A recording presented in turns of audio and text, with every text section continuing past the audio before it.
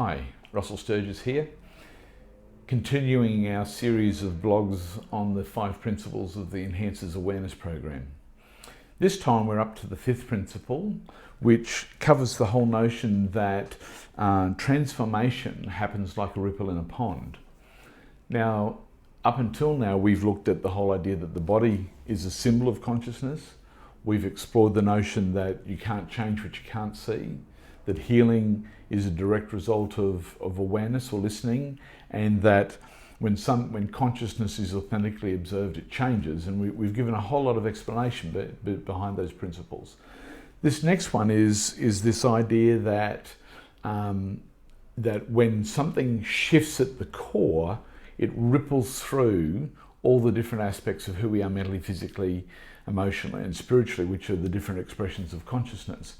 So what we have is this whole idea with this 5th principle that, in fact, if we can find the core, we don't have to go and deal with the impact that is going on in all the different aspects of consciousness. So we don't have to go and deal with every single facet of what's out of balance in order to have it come into balance.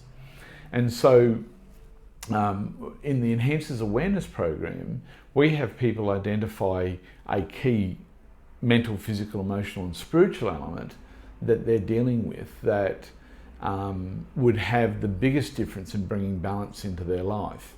Now that's very different to a lot of other programs, because what they effectively do is work on a whole lot of different things. And what we're saying is that just by becoming and practicing awareness, and by bringing that just to 4 key areas, that has a filtering effect or a rippling effect that goes right through consciousness. Now, in this particular blog, I go a step further and suggest that there's a point where we're able to come to a place of stillness. And if you can imagine a pond in stillness, as opposed to having ripples across it, and that place of stillness is a direct result of the continuing practice of being in awareness. So we've talked about the importance of awareness and listening and observing all the way through as we've talked about these principles.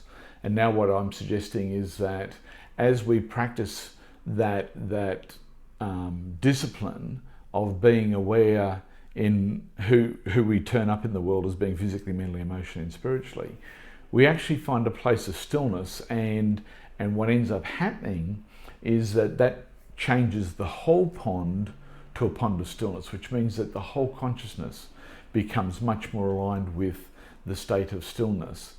And I'm suggesting to you that it's possible to have that as a real and as a key part of how you experience and how you live your life. Obviously, when we're caught up in our story, and we've been talking about the story a lot, our life sentence, when that's really central to who we are, that's like throwing the big stone in the center of the consciousness pool. And that's what sends out big ripples, and that creates a whole lot of chaos, and it creates erosion, and there's a whole lot of things happen as a result of that.